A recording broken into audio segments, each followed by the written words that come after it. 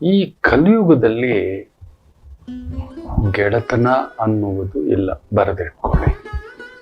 ನಿಮ್ಮ ಸರ್ವನಾಶಕ್ಕೆ ಮೂಲ ಕಾರಣ ನಿಮ್ಮ ಗೆಳೆಯರೇ ಆಗಿರುತ್ತಾರೆ. ಸಹಿಸುವುದಿಲ್ಲ. ನನ್ನ ಗುರುಗಳು ಹೇಳ್ತಾರೆ, ಜೀವನದಲ್ಲಿ ಅತ್ಯಂತ ದೊಡ್ಡ ಗೆಳೆಯ ಯಾರು ಅಂದ್ರೆ ನಿಮ್ಮ ಸಂಗಾತಿ. ಇವತ್ತು ಆ ಸಂಗಾತಿ ಕೂಡ ಉಲ್ಟಾನೆ. ಮೊನ್ನೆ ಕೂಡ ಒಂದು ಡೈವರ್ಸ್ ಕೇಸ್ ನಡೆಯುತ್ತೆ ಕೋರ್ಟಲ್ಲಿ, ಕಾಂಪನ್ಸೇಷನ್ ಕೇಸು. ಅದೆಷ್ಟು ವರ್ಷ ಸಂಸಾರ ಮಾಡಿದ್ರು ಇನ್ನೊಂದು ಗೊತ್ತಿಲ್ಲ. ಅವನು ಗೊತ್ತಾಗ್ಬಿಟ್ಟಿದೆ. ಇವತ್ತು ಸೆಕ್ಷನ್ಗಳು ಇನ್ನೊಂದು ದುರುಪಯೋಗವ ಉಪಯೋಗವ ವಾಟ್ ಎವರ್, ತನ್ನ ಹೆಸರಲ್ಲಿ ಇದ್ದಿದ್ದೆಲ್ಲ ತೆಗೆದು ತಾಯಿಗೆ ದಾನ ಮಾಡಿಬಿಟ್ಟಿದ್ದಾನೆ.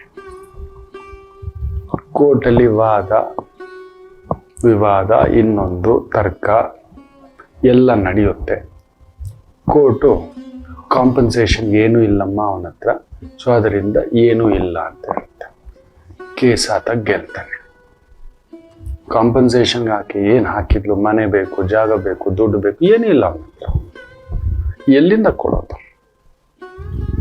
ಸಿಟ್ಟಿಗೆದ್ದಾಕೆ ಹಿಡ್ಕೊಂಡು ಕೋರ್ಟಲ್ಲೇ ಹೊಡಿತಾನೆ. ಅವನು ನಗ್ತಾ ನಿಂತ್ಕೊತಾನೆ.